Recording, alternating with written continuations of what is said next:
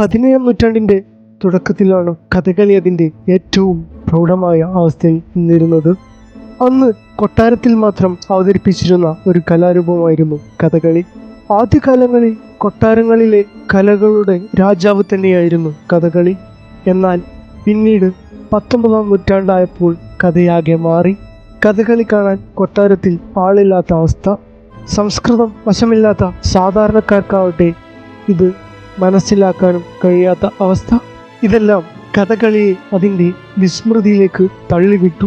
എന്നാൽ 1920 കഥകളിയുടെ വീണ്ടെടുപ്പിനായി കുറച്ചുപേർ നാടിൻ്റെ പല ഭാഗങ്ങളിലായി കഥകളി കളരികൾ സ്ഥാപിക്കുന്നു. ഇത്തരത്തിൽ 1927 കുന്നംകുളത്ത് മണക്കുളം മുകുന്ദരാജ് വള്ളത്തോൾ നാരായണ മേനോനും ചേർന്ന് ഒരു കഥകളി കളരിക്ക് രൂപം കൊടുക്കുന്നു. എന്നാൽ അവിടം തൊട്ട് കഥയാകെ മാറുകയാണ്.